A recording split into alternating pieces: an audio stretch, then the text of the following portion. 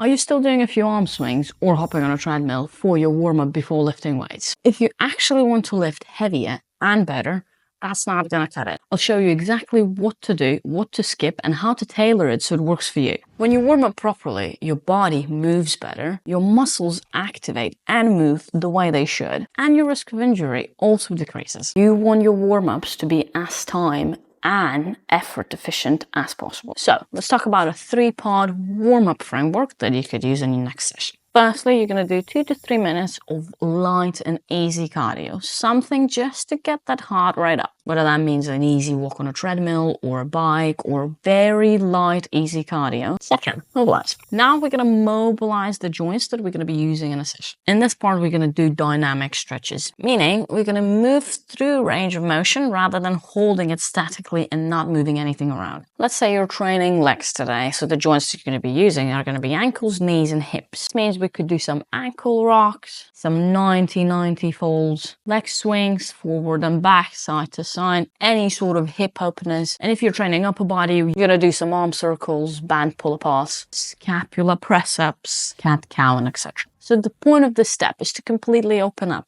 everything you got in your body. Number 3, we're going to prime and prepare our bodies for the specific movements that we're going to do in the session. Let's say you're doing squats that day, so you would do easy bodyweight squats. Then you would do some squats with a kettlebell or light load, and then you would slowly add more weight to the bar. This is where we're mimicking exactly the movement that we're going to be doing, and it's great because firstly, you're reinforcing the movement pattern, the correct and good technique. And secondly, it wakes up the muscle in the exact same patterns that it's going to be using when you actually load it up. Now let me give you 2 very quick warm-up examples that you can steal right away. Upper body day, push focus. You would do 2 to 3 minutes on the skio just to get the heart rate up. Then do some arm swings, banded pull-aparts, thoracic rotations. Then you would move on to some wall push-ups or band push-ups, and then go on a bench with an empty bar and then start loading up the bar. Or if you had a lower body day, you would do a few minutes on the bike, 90-90 hip rotations, world's greatest stretch, some glute bridges, into bodyweight squats, into an empty bar, and more load. All of this is going to take about 10 minutes before your session, but it's going to help you and your joints and your heart and your body massively. What you should avoid is thinking about a warm-up as a optional thing, especially if you're over 30.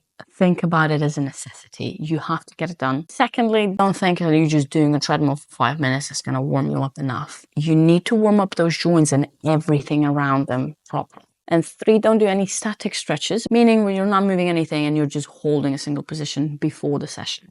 Do these after your session. So please use these warm-up examples in your next session. Also, now that you know how to warm up, but you're still not sure how to progress without adding more weight, watch this video.